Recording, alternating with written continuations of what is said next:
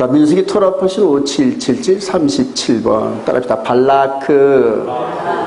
민수기 22장 2절 시작. 십볼의 아들 발락이 이스라엘이 아모리인에게 행한 모든 일을 보았으므로 모압이 심히 두려워하였으니 이스라엘 백성이 많음으로 말미암아 모압이 이스라엘 자손 때문에 번민하더라. 그래서 바야르, 바라크 이렇게 이제 시작이 되는 겁니다. 자, 오늘 이런 부분들을 간단하게 한번 요약을 그림으로 요약하면은 발람과 발라크, 그러니까 정치를 대표하는 발락 왕이고 이제 모압 왕입니다. 그다음에 발람이 이 탄생지가 출생지가 어딘지는 이렇게 확실하지는 않는데 어쨌든 여호와를 섬기는 선지자예요.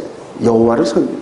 하나님과 대화가 가능하잖아요, 그죠? 그래서 싹군이란 말입니다. 싹군. 하나님을 섬기긴 하되 물질의 탐욕 때문에 하나님의 말씀을 왜곡되게 흐르고 물질 따라 흘러가는 그러한 종이란 그런 얘기. 자, 거기에 이 사람의 능력을 사서 이스라엘 백성들을 무너뜨리려고 하는 정치인 중에 대표인 발락 왕이에요. 발락 왕과 발람이 연합을 해가지고 2만 3천 명을 죽이는 이런 음행을 저질르게 하는 이런 결과물을 그래요. 발람, 발락. 자, 이제 이런 부분들이 3,500년 전, 그 다음에 이제 지금 3,500년 후에 마지막 때, 이방인 시대의 마지막 때는 과연 발람과 발락 역할을 하는 그 인물들은 누구냐? 찾아보자는 얘기예요. 찾아보자는 얘기예요. 그래서 이렇게 교황과 함께 러시아 정교회, 그래요. 이제 러시아 정교회 교주 이렇게 만나는 이런 과정인데, 이 양반이 각계각층의 종교 지도자를 다 만납니다. 다 만나고 정치인들을 다 만납니다. 현재 아마 전 세계에서 가장 영향력이 그렇게 큰 그런 인물이다 이렇게 볼 수가 있습니다. 자, 더불어서 이제 마지막 때의 세력으로 이제 이 부분까지는 한 1, 2년 전, 한 2년 전만 해도 이제 안 보였습니다. 안 보였는데 이 사람들이 지금 2만 명 정도가 미국의 그 실내 농구장을 얻어가지고 집단 스트라이크를 일으키는 과정입니다. 지금 이게 뭔 스트라이크냐면은 이런 종교인들을 징집하지 말라. 현재 이스라엘 내에서 이들을 징집하려는 법안이 상정되고 막 그런답니다. 그래서 이렇게 종교인들은 군대를 안 가겠다. 이런 식으로 해서 이제 스트라이크를 이런 장면인데 이들이 한 1,000만 명 정도가 모이면은 1,000만 명 정도가 모이면 어마어마합니다. 2만 명 모여가지고 이렇게 집회를 여는데 그 동영상을 한번 보니까 대단합니다. 이들이 일사불란하게 어떤 자신들의 어떤 그런 주문위인 듯한 이런 음성을 내는데 소름이 끼칠 정도로 아주 그냥 강력한 파장이 옵니다 보니까. 그래서 이분들의 영향력보다 마지막 때는 이 사람들의 영향력이 더 크지 않을까 그런 생각이 듭니다. 그래서 이런 사람들을 향하여 지금 혈통적 유대인들 그리고 계시록에서는 자칭 유대인들 그리고 이들의 교리를 가지고 마지막 하나님의 백성들을 미혹하는 마지막 관문일 겁니다. 마지막 관문. 그래서 혈통적 자칭 유대인들의 무리들이 등장을 할 겁니다. 그래서 이렇게 여호와를 섬기는 그러한 그 거짓 종과 그 다음에 정치인, 그 다음에 이제 현재 교황, 종교 지도자들 이런 사람들이 무리를 져서 공동 이익을 추구하면서 하나의 목표점을 갖고 있는데 보통 저는 그게 이제 원 월드 오더 이런 식으로 해서 전 하나의 국가를 만들자는 이런 운동들 그래요. 그림으로 유념해 보시기 바랍니다. 오늘 말씀의 흐름이 이렇게 흘러갑니다. 자, 이제 이게 중동의 수에즈 여기 어디입니까? 이게 어디가 광야더라 이게? 시나이 반도 고센 땅으로 중심으로 해서 이제 가나안 땅, 약속의 땅과 그 다음에 요셉이 먼저 내려와 가지고 야곱의 70명을 이렇게 이끌었던 이런 과정들이 고센 땅, 그러니까 나일강 삼각주 아주 비옥한 땅인데 자, 여기서 시작을 해가지고 6월절 양 사건을 통하여서 출애굽을 하고 홍해를 건너서 광야에서 시내산에서 1년 정도를 머물면서 성막을 짓고 하나님이 함께 하시는 그런 군대로 이제 편성이 돼가지고 바로 여러분 알다시피 가데스 바네 사건이 바로 이렇게 머물러지죠. 가데스 바네 사건. 자, 여기에서 가나안 땅을 40일 동안 정탐했을 때 바로 들어가라. 내가 너희들 조상이 약속한 땅을 이제 너희들에게 주마.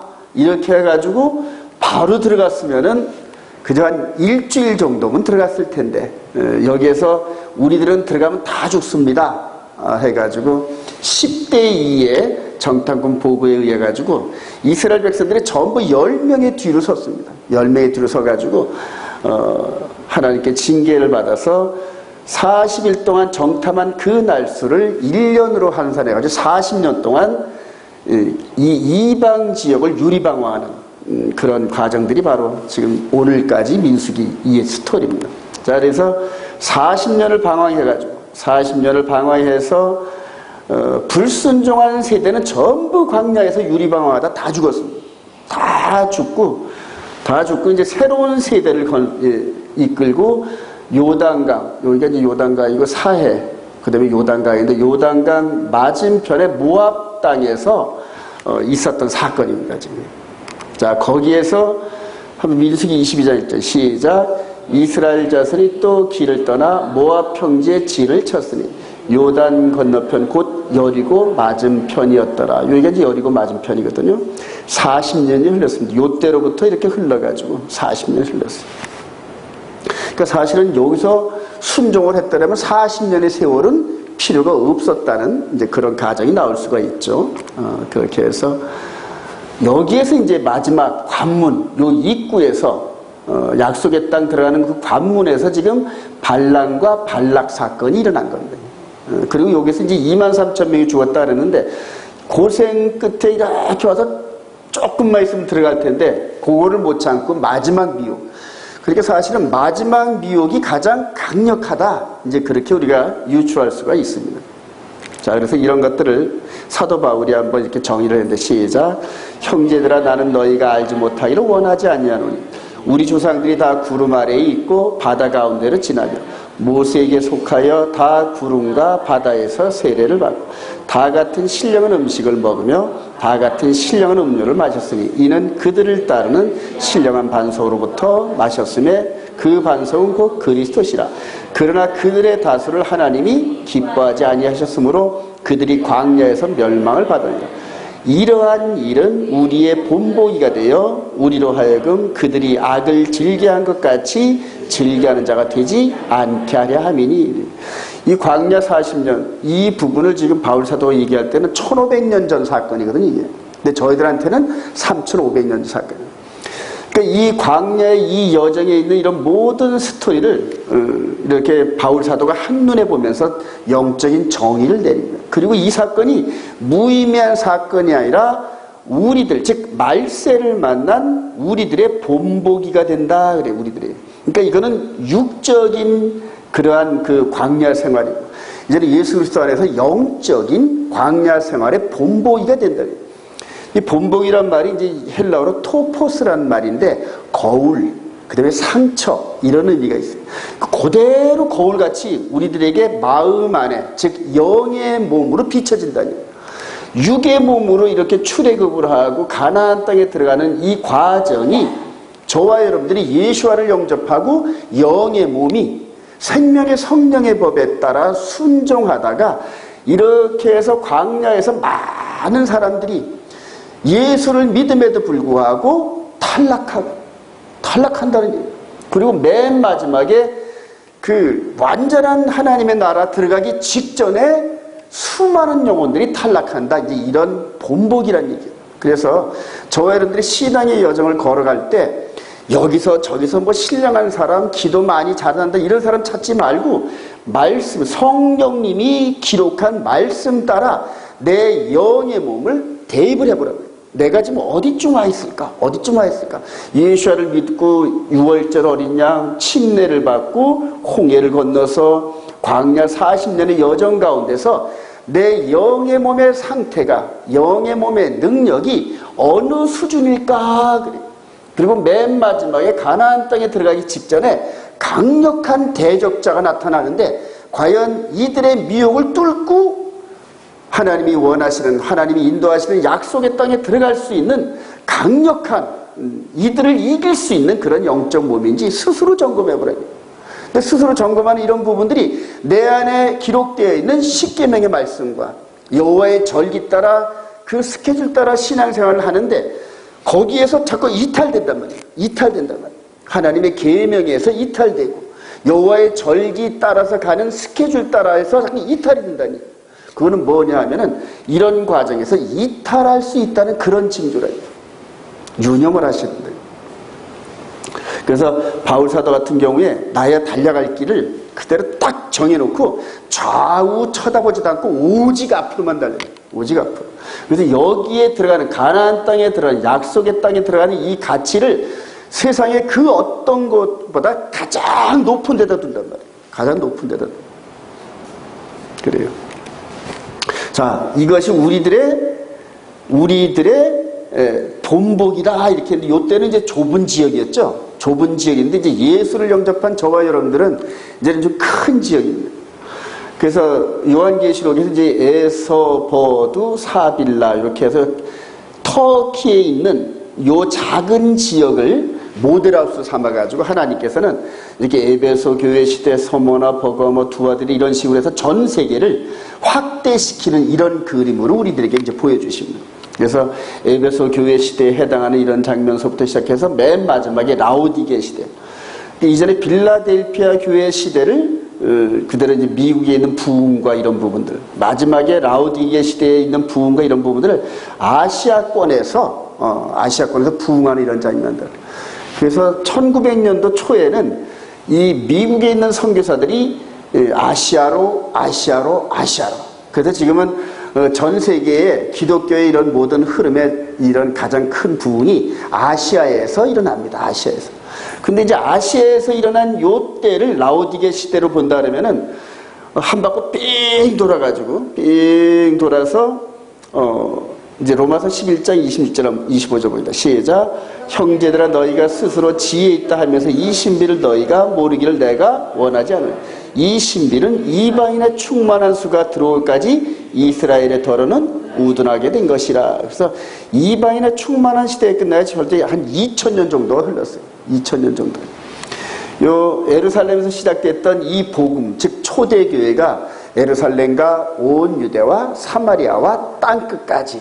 그래서 그 예수님의 십자가의 죽으심과 장사된 부활함을 직접 눈으로 확인한 12사도들을 중심으로 해서 120문도와 3,000명, 5,000명으로 시작됐던 초대교회의 이 부흥이 한 바퀴 삥 돌면서 이렇게 이방인의 충만한 수를 채우려니까 2000년의 세월이 흘렀는데, 여러분들 이 2000년을 베드로 사도의 관점으로 보면 며칠? 이틀이란 말이에요.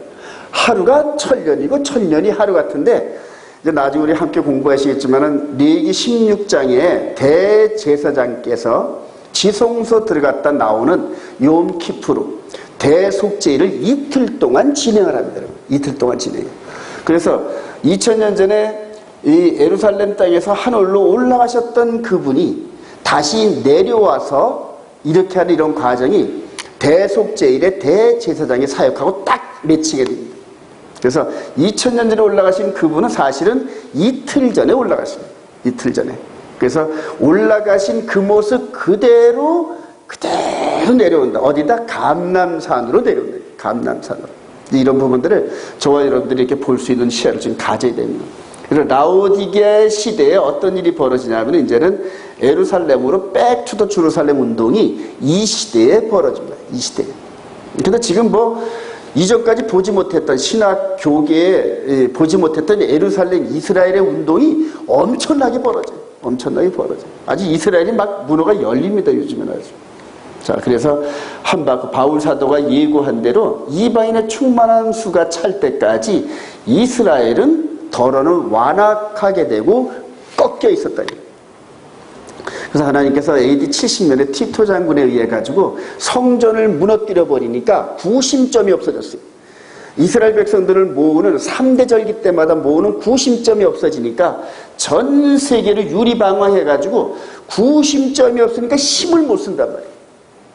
민족이 모여가지고 모여야 힘을 쓰는데 성전 자체가 없다 보니까 힘을 못 쓰는 그런 민족이 됐는데 1900년 만에 1948년도 독립하고 1967년도 동예루살렘이 회복되면서 영적인 그러한 그 중심지, 즉 예루살렘의 통곡의 벽, 이걸 중심으로 해서 전 세계 유대인들이 하나로 묶여지기 시작합니다. 하나로 묶여지는데 불과 한 5, 60년도 안 되는데 저들이 모든 전 세계의 모든 부분을 장악하다시피 그렇게 뛰어난 민족인데 한 2000년가량을 뒀다 그러면 전 세계를 다 통째로 다 잡아먹었을 겁니다. 통째로 다. 불과 한 5, 60년 만에 이렇게 전 세계를 장악하는 민족이 되는데 그래요. 자, 이렇게 해서 앞으로 어떤 일이 벌어질지 한번 보십시다. 자, 백투더 주루살렘으로 이렇게 가는 이런 과정이 이제 마지막, 이방인 시대의 마지막 부분에서 발람과 발락 역할을 하는 그 누군가 나타나는데 이제 그게 누군지 저와 여러분들이 유추해보고 저들의 전략을 알면서 미리 지피지기면 백전백승이다. 이런 식으로 준비한다는 얘기예요. 자, 이렇게 해서 마지막에 이 이방 종교 시대에 가장 강력한 영향력을 발휘하는 이 사람들, 그리고 이제 미국의 대통령과 열방 이 대통령들 이런 사람들이죠. 자, 그리고 예루살렘을 중심으로 해서 지금 이 이스라엘 백성들의 이 교리가 전 세계를 막 뒤덮습니다.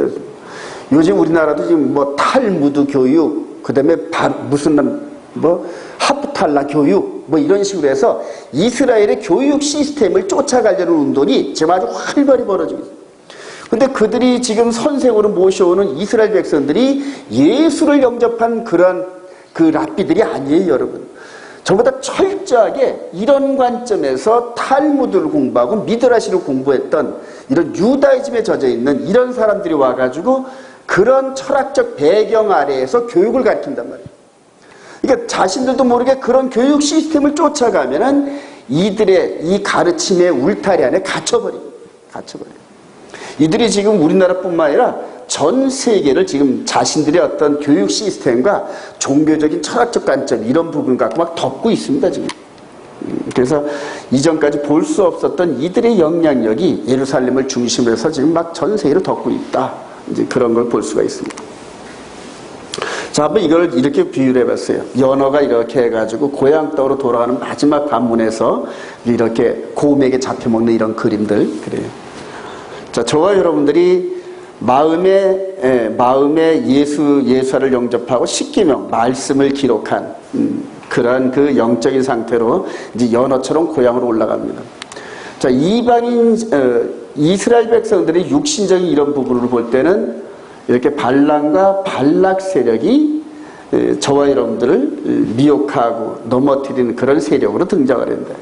이제 전 세계로 이렇게 확장되는 이런 그림 속에서는 이렇게 그들의 교황과 함께 종교연합들, 온갖 종교의 연합의 중심에 서 있는 이게 WCC 운동이거든요. 이렇게 해서 가는 길을 지금 막고 서 있다 이렇게 볼 수가 있는. 맨 마지막에 중심지에서는 아까도 얘기를 했지만은 이들의 그 사상과 이들의 철학, 종교 이런 시스템이 최종적으로 걸림돌이 될 겁니다. 그래서 저와 여러분들이 앞으로 이런 하나님의 계명과 예수와를 믿는 영육간의 강력한 영적 군사가 돼서 이들에게 복음을 증거하고 모르겠습니다. 어떤 사역을 맡기게 될는지 모르지만은 제3성전이 서면서 이들이 한 1000만 명 정도 모일 때 이런 영적 상태로 이 안에 뛰어드는 사람들, 스데반 집사 같은 이런 역할들을 하게 될 겁니다. 자, 이제 3500년 전으로 돌아가가지고 과연 이 발람이 과연 그때 당시에 어떤 모습으로 사역을 했는지 오늘날의 우리 목회자들이라든가 저와 여러분들 한번 비교 한번 해보도록 하겠습니다. 민수기 22장 28절 한번 읽어봅시다. 시작. 여호와께서 나귀 입을 여시니 발람에게 이르되 내가 당신에게 무엇을 하였기에 나를 이같이 3번을 때리느냐. 발람이 나귀에게 말하되 네가 나를 거역하기 때문이니 내 손에 칼이 있었다면 곧 너를 죽였으리라. 나귀가 발람에게 이르되 나는 당신이 오늘까지 당신의 일생 동안 탄 나귀가 아니냐? 내가 언제 당신에게 이같이 하는 버릇이 있었더냐? 그가 말하되 없었느니라. 이 앞에 천사가 칼을 들고 서 있는 이 모습을 이 발람 선지자는 못 본다는 얘기예요. 이만큼 영적으로 어두워졌다는 얘기입니다. 그러니까 하나님께서 하다 못해 나귀의 입을 열어가지고 이렇게 죽이려는 천사의 존재를 가르쳐주는 이런 장면입니다. 자, 하나님의 그 종들이 지금 이 발락왕이 많은 재물을 준비해 놓고 초청을 하는 이런 과정에서 하나님께서 가지 말라고 몇 번씩 경고를 했는데도 그 돈이 눈앞에 쌓여가지고 그대로 가고 있는 겁니다. 이제 그거를 나귀를 통해서 막고 있는 거예요. 그리고 오늘 아침에 이제 기도하면서 묵상을 하면서 한때는 내가 저 발람의 모습이었다. 이제 이렇게 또 반성도 해보면서 여러분들 이 목회를 하다 보면은 하여튼 그 물질과 또 다른 이런 부분들에서 많이 부족한 이런 부분들이 올 때마다 그냥 눈이 옆으로 이렇게 뜨게 됩니다. 그거는 막을 수가 없어요. 그래서 때로는 돈도 좀 이렇게 필요도 하고 또 명예도 적당히 좀 필요하고 뭐 하여튼 갖가지 이런 것들이 외적인 모습이 필요해서 교회도 좀 부흥시키고 싶고 또 이런 여러 가지 욕심들이 많이 있습니다. 저는 이제 그런 능력이 안 돼가지고 이제 이렇게 요 모양 요 꼴로 이렇게 있는데요. 자, 대부분 지금 이 시대의 목회자들이 과연 발람 같은 이 부분에서 벗어나 있느냐? 다 그 안에 잡혀 있다는 얘기입니다. 제가 6년 전에 이 안식일과 히브리뿌리 이 진리를 깨달으면서 하여튼 풍덩 이 안에 빠져들었는데 그 후로부터 이제 지금 현재까지 6년 동안을 제가 웹사이트 이런 카페를 운영하면서 많이 증거를 했습니다. 증거하고 어떤 때는 나는 합동층 목사인데 내가 안식일이 맞더라 이런 식으로 해서 동네만의 소문을 다 내고 이제 그럴 때마다 저한테 들어오는 이 반론과 이런 부분들이 참 미친놈 다 봤네 이런 식의 멸시 조롱 이런 것들을 보는데 작년서부터 이제 이런 부분에서 깨달은 종들이 많이 나타납니다. 이름께나 있다는 그런 목사님들이 이제 저하고 이렇게 개인적으로 만날 때 권 목사 안식일이 맞는 것 같아. 안식일이 맞아. 맞으면 순종을 해야 되는데 맞으면 순종을 당연히 해야 되는데 저도 맞으니까 순종을 한 건데 맞는 줄 알면서도 순종을 못 하더란 말이에요. 왜 그럴까요? 사람들이 이제 다 이렇게 그런 부분들을 조롱하면서 갖고 있는 그런 직장에서 쫓겨날까봐, 즉 목사직 쫓겨날까봐 못한다는 얘기예요. 목사직 쫓겨날까. 이제 요즘같이 개척교회 뭐 한 서너 명 있는 이런 교회에서는 깨달은 목사님들은 뛰어들어요. 뛰어들고 지금 대구에서도 부산에서도 이런 식으로 이제 뛰어드는 목사님들이 계시는데 한 100명, 200명 정도만 되면 이걸 못 뛰어들어요. 그래서 성도들 앞에서 안식일에 안자도 못 꺼내요. 왜 그럴까요? 이 안에 있는 말씀은 하나님께서 말씀을 주시는데 껍데기는 이런 물질과 여러 가지 이런 부분 때문에 순종을 못한다니. 지금 이 발람도 말씀을 받은 마음 안에서는 가지 말아야지 하는데 이 견물생심이라고 눈에 보이는 물질 때문에 지금 가고 있다는 얘기예요. 지금 그 얘기란 말이에요. 마지막 때 이 거짓 선자들에 대한 이런 부분들을 지금 이렇게 하나님이 주시하고 있더란 말입니다. 이제 조금 이따 나오겠지만은 하여튼 거짓 선자가 온 세계를 덮습니다. 지금. 자, 23장 27절 발락이 시작. 발락이 발람에게 또 이르되 오라 내가 너를 다른 곳으로 인도하리 네가 거기서 나를 위하여 그들을 저주하기를 하나님이 혹시 기뻐하시리라 하고 발락이 발람을 인도하여 광야가 내려다 보이는 부올산 꼭대기에 이르니 발람이 발락에 이르되 나를 위하여 여기 7제단을 쌓고 거기 숫송아지 7마리와 순양 7마리를 준비하소서. 발락이 발람의 말대로 행하여 각 제단에 숫송아지와 순양을 드리니라.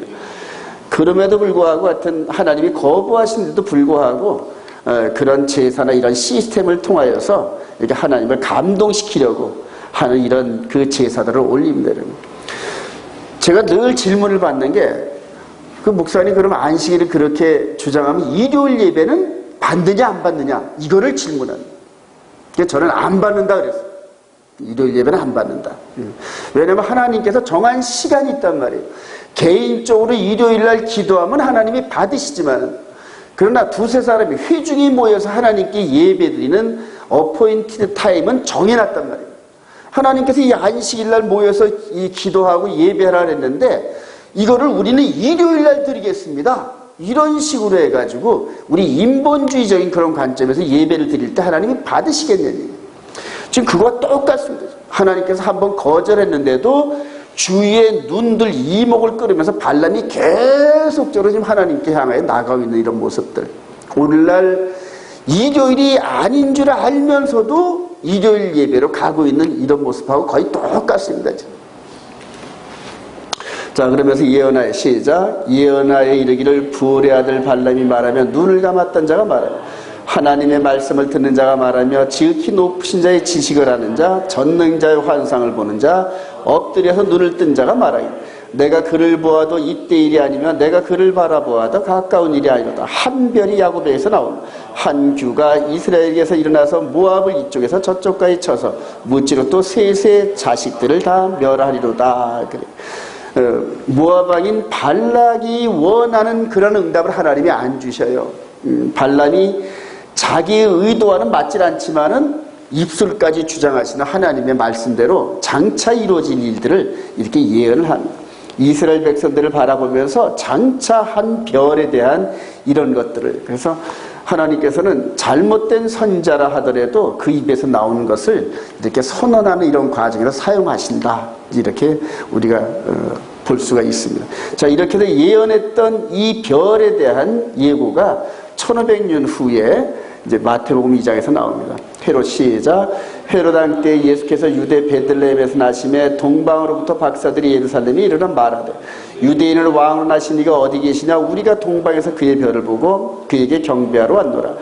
헤롯 왕과 온 예루살렘이 듣고 소동한지라. 그래요. 이렇게 해서 동방에서 온 박사들에 의해 가지고 이 별에, 이게 이제 그 천문학자의 말에 의하면 목성이라 하더라고요. 목성, 주피터. 그래서 이거 왕의 별인데 이게 2000년 만에 요즘에 나타나는데 베들레헴과 이스라엘 중심 위에서 이 별이 나타난 이런 것들, 이제 이렇게 별을 통하여서 하나님께서 이루시는 구속사의 역사를 이제 보여주시는 장면입니다.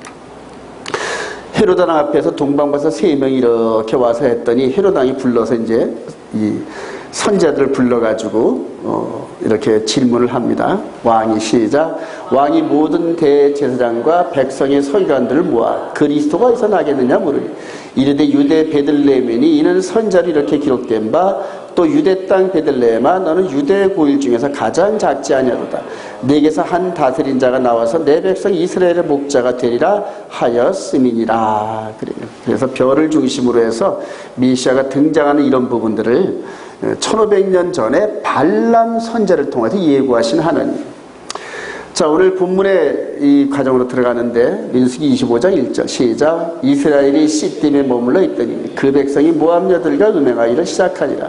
그 여자들이 자신들에게 제사할 때에 이스라엘 백성을 청하니 백성이 먹고 그들의 신들에게 절함으로 이스라엘이 바알볼에 가담한지라. 여호와께서 이스라엘에게 진노하시니라. 그 연병으로 죽은 자가 24,000명이었더라. 광야 시대 40년을 유리방황하던 백성들이 마지막 관문인 그 발람과 발락의 미혹을 못 넘기고 이방 신상 여기 가가지고 제사를 드린 장면이에요. 제사를 드린 장면. 이제 뭐 신학 이렇게 좀 책을 읽은 분들은 알겠지만은 이방 신상에 가서 절을 하고 나서 제물을 드리고 나면은 여기에 동남 동녀들이 있습니다. 그래서 이쁜 여자와 그 다음에 멋있는 남자들이 신관이라 해가지고 제사를 드린 무리들을 통하여서 이렇게 있으면서 이렇게 제물을 드린 자들과 함께 혼합적으로 해가지고 아주 음란한 행동들을 합니다. 근데 이들이 이 바알 신으로 하여금 축복을 많이 받게끔 하기 위해서 땀을 내야 되는데 땀을 많이 내게 하면 그 해에 비를 많이 내려가지고 이 바알신이 비 내리는 신이거든요. 그래서 비를 많이 내려서 축복을 많이 받는다. 이런 식으로 이들 나름대로 교리를 정해가지고 이렇게 드리는 사람들과 함께 신관들과 함께 섹스를 벌이게 합니다. 막. 그래서 이 광야에서 40년 동안 이 문명과는 동떨어진 삶을 살았던 이스라엘 백성들이 최신 문명 가운데서 즐거운 제사를 드리고 이렇게 하니까 얼마나 넘어가겠어요. 그렇게 해서 이들이 이렇게 이 바알신에 참여를 해가지고 하나님께서 진노해가지고 24,000명을 죽였어요. 24,000명. 그래. 우리 고린도서 10장 7절 그들 시작. 그들 가운데 어떤 사람들과 같이 너희는 우상 숭배하는 자가 되지 말라. 기록된 바 백성이 앉아서 먹고 마시며 일어나서 뛰논다 한과 같으니라. 그들 중에 어떤 사람들이 음행하다가 하루에 23,000명이 죽었나니 우리는 그들과 같이 음행하지 말자. 그들에게 일어난 이런 일은 본보기가 되고 또한 말세를 만난 우리를 깨우치기 위하여 기록되었느니라. 그래서 바울 사도가 똑같이 이렇게 정의를 내립니다. 음행하다가 하루에 23,000명이 죽었느니 아까는 몇 명 죽었다래요? 24,000명 죽었니? 그래요. 자, 이 3,500년 전에 이렇게 했던 모습을 오늘날로 바꾸면 어떤 모습인지 볼까요, 한번요? 예. 지금 이 전 세계 로마 카톨릭이 한 17억 정도 된답니다. 그리고 기독교까지 합하면 가장 큰 종교 집단인데 지금 로마 카톨릭 그 바티칸 바티칸 여기에 가면은 뺑 돌아서 이런 동상들이 100몇 개가 넘어요. 이런 동상들이. 근데 전부 이 사람들이 성인입니다. 전부 성인들. 이 사람들을 성인으로 추대해가지고 섬깁니다. 이 로마 카톨릭에서. 그래서 하도 우상들이 많아가지고 여기에 방문한 사람들이 성경에 보니까 우상 섬기지 말라 이렇게 기록되어 있는데 여기 이렇게 우상이 많습니까? 이렇게 했더니 우상을 전부 다 폐해야 되는데 뭘 폐했다? 성경을 폐해버립니다. 성경을. 그래서 우상 섬기지 말라는 두 번째 계명을 빼버렸습니다. 로마 카톨릭의 이 종교는. 자, 그리고 각 로마 카톨릭 그 교회마다 천주교 성당마다 마리아를 이렇게 새겨놔가지고 들어가고 나가는 사람들이 여기다 무릎 꿇고 이렇게 예배하는, 섬기는 이런 장면들이 있습니다. 그러니까 지금 3,500년 전에 이랬던 것이나 오늘날 이렇게 동상을 새겨놓고 이렇게 무릎 꿇고 절하는 거나 똑같다는 얘기예요. 똑같아요. 지금. 이게 똑같습니다. 지금 우리 인간들이. 옷차림과 문화나 이런 것들이 좀 다를 뿐이지 마음 안에 있는 영의 몸의 우매함은 그때나 지금이나 똑같습니다. 똑같아요. 전부 지금 전 세계가 이런 영향력 아래서 지금 전부 다 미혹되어 있다는 얘기죠. 자, 마귀가 백성들을 미혹하는 방법, 출애굽을 할 때 요 안에 있는 하나님의 성막과 함께 12지파가 뺑 둘러 서 있는, 즉 하나님 나라에서 어떻게든지 끄집어내가지고 이런 잔치에 참여하겠다. 어떻게든 이 안에서 빼내려고. 그러니까 하나님 구름 기둥과 불 기둥을 인도하는 성막 중심으로 이탈을 하지 않으면은 이방 종교에 넘어가지 않는데 마귀의 미혹에서 어떻게든지 끄집어내려고. 그리고 즐거운 파티가 열린단 말이에요. 즉 육신의 정욕의 파티가 열리게 한다는 얘기예요. 자, 근데 이제는 어떻게 하느냐? 이렇게 좀 저와 여러분들이 마음 안에 하나님 나라가 임하는 계명을 새겨놓고 하나님의 그 스케줄 따라 신앙의 여정을 가고 있는 저와 여러분들을 어떻게든지 끄집어내요. 이 안에 있는 이 말씀에 대한 이 사상과 이 믿음을 미혹해서 다른 법으로 끌고 있는, 다른 법으로. 이 가운데 중심적으로 지금 카톨릭 세력이 있고 이 옆에 이제 합동 측의 유명하신 목사님이 WCC 전도사 역할을 하면서 지난 10년 동안 얼마나 일을 벌였는지 몰라요. 그리고 수없이 많은 이런 그 종교 지도자들을 끌고 이 안에서 그리스도 안에서 일치하자 이런 식으로 그 성도들이 낸 그 헌금을 가지고 이런 쓸데없는 이런 것들을 해가지고 돈을 쓰고 엄청난 돈을 씁니다. 그리고 이제 밑에 그냥 한 1,000억 정도의 돈을 깔고 앉아가지고 자기 개인 금고처럼 사용하고 막 이런 것들. 그러니까 이 사회의 지탄이 돼버리잖아요, 지금. 전부 이게 전부 돈에 넘어간 누구와 비슷하다? 발람 선지자와 비슷하잖아요. 그래요. 하여튼 목회자 손에 돈이 많이 쌓이면 그다음부터 무릎 꿇고 기도를 의지하는 게 아니라 돈을 의지하게 돼요. 그래요. 저를 위해서도 기도 많이 해주시기 바랍니다. 돈에 넘어가지 않게끔 여러분들 기도해 주시기 바랍니다. 자, 유프라테스 강 시대의 거짓 선지자. 이제 저와 여러분들의 시대에 이제 벌어질 일입니다. 이 계시록 16장 시작. 또 여섯째 천사가 그 대접을 큰 강 유브라데에 쏟으며 강물이 말라서 동방에서 오는 왕들의 길이 예비되었더라. 또 내가 보면 깨구리 같은 새 더러운 영이 용의 입과 짐승의 입과 거짓 선지자의 입에서 나오니 그들은 귀신의 영이라 이적을 행하여 온 천하 왕들에게 가서 하나님 곧 전능하신 이의 큰 날에 있을 전쟁을 위하여 그들을 모으더라. 새 영이 히브리어로 아마겟돈이라 하는 곳으로 왕들을 모으더라. 발람과 발락 시대 때도 모아가지고 대적하려고 했잖아요. 자, 이제 이 시대에 이제는 백투더 주루살렘으로 해가지고 아시아권에서 한 바퀴 돌아서 이렇게 가면서 이렇게 가는 과정인데 유프라테스 강이 이렇게 흘러요. 이게 상징적으로 유프라테스 강이 말라서 이렇게 건너간다는 이런 상징을 표현했는데 지금 이 유프라테스 강을 중심으로 해서 전 세계 내노라 하는 열강들의 군대들이 다 모여듭니다. 다 모여듭니다. 지금 특히 터키 밑에 있는 요 시리아라는 곳에 지금 군사력이 집중되어 있습니다. ISIS와 그 다음에 소련의 푸틴 대통령이 파견한 공군력과 이제 육해공 그래요. 그 다음에 미국이 여기를 중심으로 지중해에서 군사력을 계속해가지고 그리고 얼마 전에 시리아에서 뭐 가스 공격을 했다 그래가지고 푸틴 대통령이 그대로 토마호크 미사일 60발을 이게 여기다 시리아에 있는 공항에다가 쏘는 이런 장면들. 그래서 여기가 좀 화약고거든요. 요 밑에 이스라엘이 있습니다. 이스라엘이 있고 여기 이제 애굽이 있고 수에즈 운하가 있는데 어제 이렇게 책을 읽어보니까 왜 소련이 이스라엘을 공격하려고 하느냐 그 이유가 이스라엘에서 요즘에 발견된 석유하고 가스에 문제가 있더라고요. 그래서 석유하고 가스가 어마어마한 양이 발견되는데 이걸 어디다 팔아야 될 거 아닙니까?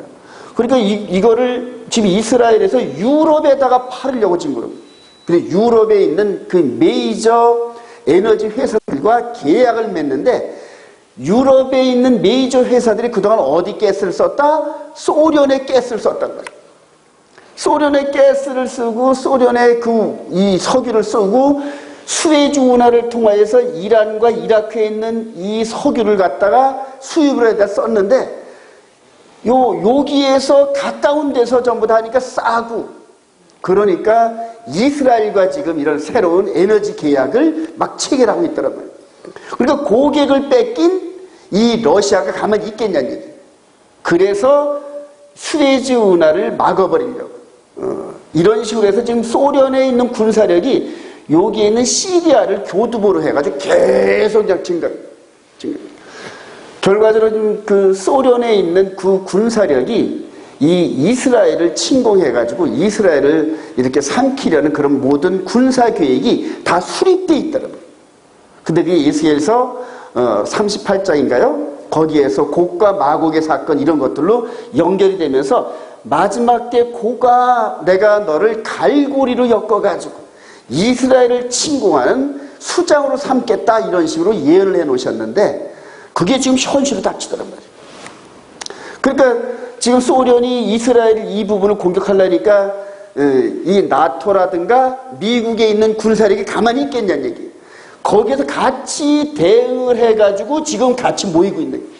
그래서 다니엘서 11장 40절 이후에 남방왕과 북방왕이 서로 싸움하는 이런 장면들이 재현되는데 그게 이제 안티오코스 에피파네스 왕이 이스라엘을 괴롭혔는데 이 사건이 마지막 때 재현되는 이런 그림들로 나타나더라고요. 그리고 소련 같은 경우에서 이제 이쪽에 있는 전쟁을 해결을 가지고 편하게 하려니까 이쪽 지역에서 주대적으로 나타나는 미국의 군사력을 어디다 묶어야 된다? 다른 데다 좀 묶어놔야 되잖아요. 그러니까 어디다 묶어놓는다? 북한에 있는 미사일과 ICBM 이런 것들을 측면 지원하면서 미국의 군사력이 여기에 올인하지 못하게끔 묶어둔다는 거예요. 그래서 우리나라의 전쟁과 이런 것들을 계속 긴장관계로 지금 몰고 가는데, 미국이 이걸 이 북한의 이 핵 이런 부분들을 무너뜨리려니까 뒤에 이 소련과 중국이 또 버티고 있으니까 되질 않잖아요, 지금. 그래서 한반도를 중심으로 해가지고 아주 극도로 긴장감과 이런 것들을 해서 군사력을 빼내지 못하게 하고, 때가 되면, 하나님이 정하신 때가 되면은 고가 마국의 세력이 이스라엘을 관통하면서 애굽에 있는 수에즈 운하와 애굽의 보화를 장악하려고 이제 그런 전쟁들이 일어날 겁니다. 그래서 마지막 때는 여기를 중심으로 해서 전쟁이 크게 일어날 겁니다. 그때를 대비해서 지금 악한 것들이, 귀신의 영들이, 사탄이 지금 이렇게 지금 일하고 있어요. 지금 뭐 이런 부분들 우리들이 알지 못하는 종교 세력과 정치 세력들이 수면 밑에서 계속 음모를 뿌립니다. 계속 음모를 뿌립니다. 그리고 이들 세력에서 이제 떠받치고 있는 이런 그 자치 유대인 세력, 일루미나이트 세력, 자칭 엘리트 세력들, 전 세계의 모든 부분들을 장악하고 있는 이런 부분들이 이제 연합을 해가지고 이 세력과 이 세력이 연합을 해서 이제 그렇게 마지막 미혹을 하는 그런 장면들이 나옵니다. 이제 여기가 이제 제3성전이 쓰는 이런 과정들. 자, 그리고 가장 마지막 큰 미혹은 제3성전을 세우는 거예요. 제3성전을 세우는. 자, 초대교회 때 등장했던 두 짐승은 그래요. 우리 세상의 군환들이, 시작. 세상의 군환들이 나서며 관리들이 함께 모여 주와 그의 그리스도를 대적하도다 하신 이었습니다. 과연 헤롯과 본디어 빌라도는 이방인과 이스라엘 백성과 합세하여 하나님께서 기름 부으신 거룩한 종 예수를 거슬러, 그래요. 여기서 한번 등장인물을 봅시다. 헤롯과 본디아 빌라도는 이방인과 이스라엘 백성과 합세하여 초림하시는 예수를 거슬렀다. 마지막 때도 이 멤버 구성이 그대로 멤버 구성이 돼요. 즉 정치인 헤롯과 그 다음에 로마 총독 본디오 빌라도들과 이방인들과 그 다음에 이스라엘 백성들은 누구를 말하냐면 대제사장 사내들인 그룹들, 이런 그룹들이 연합해가지고 못 박으소서. 그래서 초림하시는 메시아를 대적하는 이 그림이 재림을 할 때 그 세력이 그대로 지금 뭉쳐요. 그 세력이. 그래서 2000년 전에 있었던 사도행전의 이것들을 쭉 지켜보면 마지막 때 되어질 일들이 여러분들 이렇게 나타납니다. 이때 당시에 예수와를 십자가에 못 박으라고 이렇게 허락한 로마 총독 본디오 빌라도, 예수님께서 이렇게 매를 맞이 채찍을 맞으시는 장면들이, 이 세력과 그 다음에 이 세력들, 사내들인 종교 세력들, 성전을 중심으로 헤게모니를 일치하려고 했던 이 세력들이 연합을 해가지고 마지막 때 이제 다시 나타납니다. 자, 우리 계시록 13장 1절 한번 봅시다. 시작. 내가 보니 바다에서 한 짐승이 나오는데 뿔이 열이요 머리가 7이라 그 뿔에는 열왕관이 있고, 이 부분들이 좀 정치 세력들을 얘기합니다. 정치 세력들이 이렇게 등장을 하고, 또 다시 시작. 내가 보면 또 다른 짐승이 땅에서 올라오니 어린 양같이 두 뿔이 있고 용처럼 말하더라. 종교 세력을 얘기해요. 정치 세력과 종교 세력. 지금 종교 세력 또 동시에 종교 세력, 이 가장 강력한 이들과 그 다음에 전 세계를 실제로 장악하고 있는 그다란 엘리트 세력, 이 세력들이 연합을 해가지고 누구를 세우는데 누군지는 모르겠어요. 누군지는 모르겠는데 이 양대 세력이 합심해가지고 한 사람을 강력한 파워맨을 이제 옹립을 해가지고 이 종교 세력, 즉 자칭 이스라엘, 자칭 유대인 세력이 이분이 메시아야, 이런 식으로 선언해 주는, 그러니까 권세를 주고 이양을 하는 이런 그림들이 마지막 때 이제 나타납니다. 그래서 초림 시대 때 이렇게 두 세력, 정치와 종교 세력이 연합해가지고 주님을 대적했던 그림하고, 이 세력들이 지금 주님을 대적한다고 하면서 지금 유프라테스 강의 아마겟돈 전쟁을 놓고 지금 계속 모으더라. 자, 전 세계 유대인들을 모으는 제3성전. 그리고 현재 지금 이게 이제 모스크인데, 제가 2년 전에 가가지고 이런 맨 처음에 이 그림을 이렇게 보니까 너무 아주 성스러워 보이고 그러더라고요. 감격스럽고. 근데 이제 며칠 후에 이 안에 들어가가지고 장사하는 사람들과 함께 이 안에 들어가 보니까 완전히 그냥 온통 그냥 탐욕과 거짓과 이런 모든 것들이, 그리고 이 안에는 그 이슬람 세력, 그 다음에 기독교 세력, 로마 카톨릭 세력, 유대인 세력, 이런 식으로 짬뽕 돼가지고 막 바글바글 하더라고요, 이 안에. 이게 지금 이 모스크 옆에 공터에 지금 제3성전을 세우려는 그 사람들이 어떤 결론을 냈냐면은 솔로몬 성전이 여기가 아니더라. 솔로몬 성전이 바로 요 옆에 여기더라. 그리고 여기는 이방인의 뜰에 해당하더라. 이런 식으로 정리를 해가지고 이거를 내비둔 상태에서 이렇게 세우려는 그런 계획을 세우고 있습니다. 그래서 요 옆에 이거 내비두고 이거 헐어버리면 난리가 나니까 세운 상태에서 옆에다 성전 세우자, 이런 식으로 지금 절충을 하고 있습니다. 그래서 가장 그 강력한 정치 세력인 푸틴 대통령과 그 다음에 트럼프 대통령이 그대로 이 랍비들의 요청에 의해서 제3성전을 세우는데 적극적으로 협조해 주겠다, 이런 식으로 수락을 했다더라고요. 아마 제3성전 곧 쓸 겁니다. 곧 쓸 건데 이게 이제 그때 상황 가보면 이제 더 확 느끼겠지만, 읽는 자는 깨달을진저 멸망, 그러니까 거룩한 곳에 멸망에 가증한 것이 선 것을 보거든, 그래요. 그런 식으로 해서 마음 성전 시대 안에서 지금 흠도 티도 없이 가는 저와 여러분들에게 제3성전 이거 세워놓고 짐승 제사 드리는 게 즐거운 일이겠습니까? 아니면 꺼려지는 거예요. 짐승 제사 드리면서 이렇게 하는 것이 하나님을 망령되게 만들어요. 2000년 전에 바로 이 자리에서 아들을 희생시키면서 완전한 속죄에 이런 것들을 이루셨는데, 그거는 우리가 찬성 안 합니다. 우리가 드리는 거 받으소서 해가지고 세우는 이런 장면이 혈통적 유대인들한테는 이게 진짜 그냥 그대로 큰 축복이죠. 근데 마음 안에 있는 이면적 유대인의 그런 삶을 살던 저와 여러분들에게는 이게 꺼려지는 걸 겁니다. 근데 이때는 가보면 이제 영분별을 어떻게 해야 되는지 보여질 겁니다. 그렇게 해서 이게 제3성전이 있으면 이런 사람들이 이런 복장을 하고 여기에 1000만 명 정도가 모여지는 계획을 세웠다. 그래서 제3성전이 있으면서 동시에 요 주위에 한 2km, 반경 2km 내에 1000만 명을 투숙시킬 수 있는 신도시도 동시에 진단다. 왜냐하면 그 안식일날 걸어갈 만한 그 거리가 2km 내기 때문에, 그래서 이들 1000만 명 정도를 전부 다 이렇게 민박을 하든지 호텔에 하든지 해가지고 1년에 3대 절기 때마다 1년에 3번씩 이런 일들이 벌어져가지고 그런 계획까지 다 포함되어 있다 하더라고요.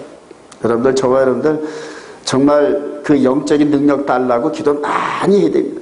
지금 제가 여러분들 잘 알지만은 한 2년 가까이 지금 이 유다이즘과 충돌하는 이런 과정 갖고 계속 제가 글도 쓰고 반론도 제기하고 이러면서 점점 더 이렇게 깊이 들어가는데, 이거에 빠진 사람들은 점점 더 동물제사 쪽으로 기울어져요. 맨 처음에는 동물제사나 육신의 할례 이런 것들을 공개적으로 주장하는데 조금 주저 이러더란 말이에요.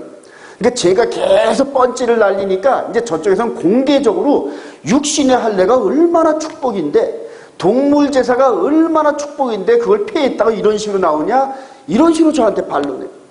맨 처음에는 좀 얼굴도 좀 붉히면서 이렇게 하더니 이제는 뻔뻔스럽게 막 드러내가지고 아주 공개적으로 대적을 하는 거예요. 그리고 이제 그 옆에 조금 글 좀 쓰는 옆에 또 있는 사람들도 해가지고 공개적으로 막 이거를 찬성하는 이런 글들을 막 올려가지고 아주 말도 아닙니다. 앞으로 점점 더 그런 사람들이 득세해서 이들과 함께 이방인 목사들 중에서 유다이즘에 빠져있는 그런 사람들이 아주 득세할 거예요. 그리고 그런 교회에서 제3성전이 있으면은 성지순례를 엄청나게 초청할 겁니다. 그 성지순례에서 짐승 제사 드리면서 이렇게 했던 이런 것들을 전부 실습도 하고 이런 식으로 해서 보여주고 이런 식으로 해가지고. 그래서 마지막 그 적그리스도 그 시대 때는 이런 관점이 전 세계를 덮을 겁니다. 전 세계. 그리고 여기서 막 기적도 일어납니다. 데살로니가후서 2장에 보면은 악한 자의 이 마음은 거짓 표적으로 심지어 하늘에서 불이 막 내리고 이런 식으로 해가지고 이런 것들을 대비해가지고 저와 여러분들이 영적으로 무장해서 이 백성들 가운데 얼마라도 예수와를 영접하게 해서 끄집어내는 게 그게 이제 저와 여러분들의 사명입니다. 자, 우리 누가복음 21장 34절 시작. 너희는 스스로 조심하라. 그렇지 않으면 방탕함과 술취함과 생활의 염려로 마음이 둔해지고 뜻밖의 그날이 덫과 같이 너희에게 임하리라. 이 날은 온 지구상에 거하는 모든 사람에게 임하리라. 이러므로 너희는 장차 이 모든 일을 능히 피하고 인자 앞에 서도록 항상 기도하며 깨어있으라 하시니라. 성전산이 아닌 감람산으로 재림하실 그분께서 마지막 때 이런 미혹들을 다 보시면서 이런 이방인 세계의 그런 미혹, 그 다음에 이방인이 끝났을 때 이들의 미혹, 이런 모든 것들을 피하고, 마치 연어가 안란장터로 올라갈 때 곰도 피하고 사람의 그물도 피하고 피해서 맨 마지막 산란장소에 도착해가지고 목적을 이루듯이 지금 신앙의 여정을 걸어가면서 수없이 많은 미혹의 세력들이 하나님의 택한 백성들을 미혹해서 좀 넘어지게 하잖아요. 수없이 넘어지게. 그래요. 그래서 저는 이제 이런 관점에서 이런 것들이 막 보이면서 막 마음이 아픕니다. 그래서 우리 주님도 얼마나 마음이 아프실까. 이제 결론을 정리합니다. 우리 계시록 12장 14절 그 여자가 해가지고 용의 세력인데 한번 볼까요? 16장부터 하면서 땅이 시작. 땅이 여자를 도와 그 입을 벌려 용이 입에서 토한 강물을 삼키니 용이 여자에게 분노에 들어가서 그 여자의 남은 자손 곧 하나님의 계명을 지키며 예수의 증거를 가진 자들과 더불어 싸우려고 바다 모래 위에 서 있더라. 그래요. 용이 즉 이 사탄 마귀의 세력이 여자의 남은 자손, 즉 교회의 초대 교회를 따라가는 남은 자손 렘넌트, 이 렘넌트 이들을 하나님의 계명을 지키며 예수의 증거를 가진 자들과. 자, 계시록 14절 짐승의 표 사건대로 동일합니다, 여러분. 짐승과 시작. 짐승과 그의 우상에게 경배하고 그의 이름표를 받는 자는 누구든지 밤낮 쉼을 얻지 못하리라 하더라. 성도들의 인내가 여기 있나니 그들은 하나님의 계명과 예수에 대한 믿음을 지키는 자입니다. 그러니까 용의 세력과 짐승의 세력과 싸워서 이기는 자들이 하나님의 계명과 예수 믿는 증거를 갖는, 이게 바로 마음 안에 하나님 나라를 간직하고 나아가는 그 백성들을 얘기하는 거더라고요. 그래요.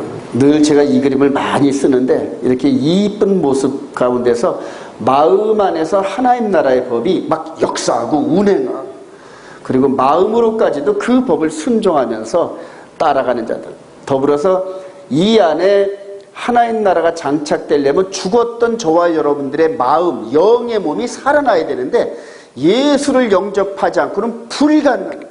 그러니까 예수와 함께 우리 죽었던 마음이, 죄진 마음이 죽고 장세되고 다시 거듭나는 체험 가운데서 살아있는 그 영의 몸에 마음판에 십계명의 나라의 법을, 하나님 나라의 법을 기록하였다. 할렐루야. 이렇게 해서 영의 몸으로 거룩한 모습으로 다듬어져가는 저와 여러분들을 마귀가 시기 질투해서 어떻게든지 무너뜨린다. 이 거룩한 나라 안에다가 자기들의 교리, 자기들의 종교적 관점, 이걸 갖다 집어넣으려고 그렇게 애를 쓴 거예요. 그렇게 애를 쓴 거예요. 결론입니다. 예루살렘에서 시작. 예루살렘에서 시작된 초대교회가 이방인 시대를 거치면서 2000년이라는 세월이 흘렀습니다. 이제 구속사의 마무리를 짓는 과정에서 교회는 태어난 예루살렘을 향하여 돌아가고 있는 중입니다. 이런 과정에서 이방인 시대의 끝자락에서 이전에 광야교회 시대에 있었던 발람과 발락 사건이 기다리고 있습니다. 적의 계획을 알면 대처하기 쉬운데 성령님께서 이같이 말씀을 통하여 우리들 앞에 기다리고 있는 마귀의 계획을 알려주시는 겁니다. 또한 이들의 미혹을 이기는 방법까지도 자세하게 일러주시고 계십니다. 마지막 때는 혈과 육의 싸움이 아닌 영적인 전쟁인데 오직 성령님의 인도하심을 순종하는 백성들만이 이기는 자의 대열에 합류할 수 있습니다. 오늘 주어진 말씀을 깊이 묵상하시면서 마음 안에서 예수를 믿는 믿음과 함께 하나님의 계명을 굳게 붙드시기를 바랍니다. 그리하여 말씀대로 승리하여 하나님께 영광 돌리는 성도들이 되시기를 주님의 이름으로 축원드립니다.